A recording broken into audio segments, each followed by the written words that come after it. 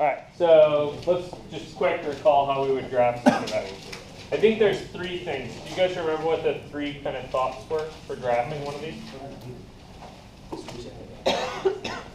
Some of you had to come up here and be one of these thoughts. Do you remember what the thoughts were? Unit circle. Good. There was a unit circle thought over here. Then there was a table thought. And then there was a graphing thought, right? Yes? Okay, so first things first, I need to think about, if I had an angle theta here, which of these coordinates, the x or the y, is the sine? Oh, also this is a unit circle, right? Yeah. And the y, the opposite side, right, is the sine? Oh, I guess I should fix my notation. What should I fix about my notation here? I call the angle theta here, right? But what am I calling angles over here and up there? X. Does it matter? Here it kind of does, right? They should all be named the same thing at least. Cool. All right, so do I care what the adjacent side is? Not when I'm graphing sine. When I'm graphing cosine, I might. Okay, so where does this thing start? When the angle's 0, right, when your input 0, how high is this thing up? That's looking here, right? So the height is 0. So when I put in 0, I get 0 out. That means this graph should go through the point 0, 0. Good. Okay, then we could go all through the standard angles I know, right? Where am I going to get when I get to here? Okay, that's going to be, uh-oh. Now I have to pick whether I'm doing degrees or radians. What did we do last time? Degrees last time? Okay, so I'm going to do radians this time just to twist your head around a little bit. So I go from 0 to pi over 2. Once I'm at pi over 2, what's my y value? 1. Okay, so that means if I go over pi over 2, I should be up at 1. What's that going to look like? How fast, if you rotate through here consistently, right, at the same kind of uniform rate, how fast is that thing going to change? You see that question? How fast is the y changing? It's changing really fast closer to the x-axis. You guys see that? It's changing quicker down here. It's slowing down. And then it slows down as I get up there. You guys see that? Why? Why? Because it's the y. Because right here, as I change this, right, the y's are like thinking about what's happening at that point. That point's mostly going up, right? You guys see that? Over here, where's the point going? Cross. Yeah, it's mostly going across. The y's aren't really changing very much. In here,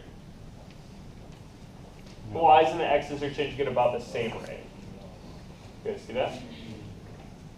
Okay, so I think this is going up pretty fast at the beginning and then flattening out.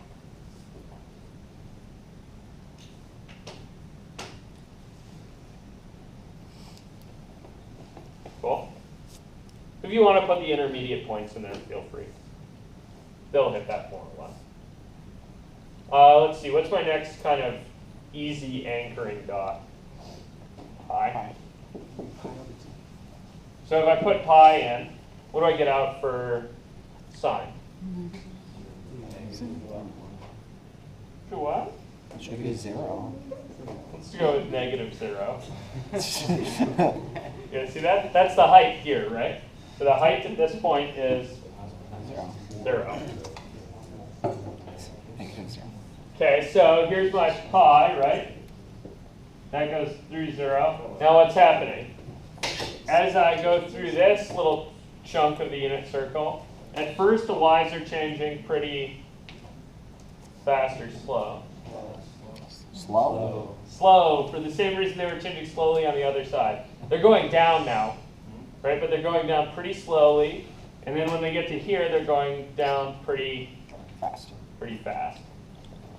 So I get something that looks like this. Oh God. I'm not doing the world's greatest job graphing this. So that's to here. Now through this bottom bit, what's my next kind of anchoring angle that's easy? 3 pi over 2. 3 pi over 2? What do you get when you're at 3 pi over 2? What's your y? Negative 1. There's the one negative 1 we were looking for. So that's out here at 3 pi over 2. And down here at negative 1. And a similar thought about how fast this is happening will tell you it's pretty quickly going down at the beginning and then shallowing out. So you get something like this. And then 2 pi. next one I think is 2 pi. And that gives you a height of 0. 0. So that's back up here. That's 2 pi. Same thought. We'll give you a kind of a nice rate. It's pretty flat at the bottom because the y's are pretty consistent down there. And then it gets to changing much quicker. You guys see that? So there's part of this thing. What happens before and after this? Yeah, that picture repeats, right? Because the what's are the same. Yeah, it's not the reference angles. It's close though. We're going to use, yeah, good. The coterminal angles are the same. That word we just learned.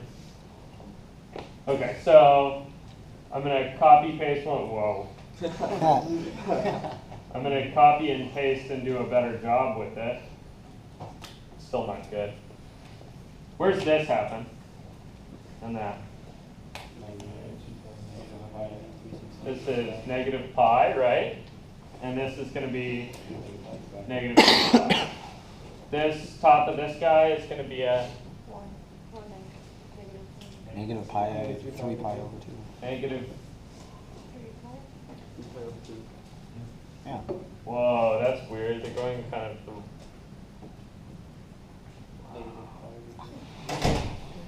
There's an even and odd thing happening here. Do you guys remember that one? Oh, I remember. Okay, forget it. Homework exercise. Figure out how the even and odd thing makes it happen. This one's minus pi over 2. And we can kind of continue in this pattern, right? Cool? Does that answer your question, Trevor? You really mean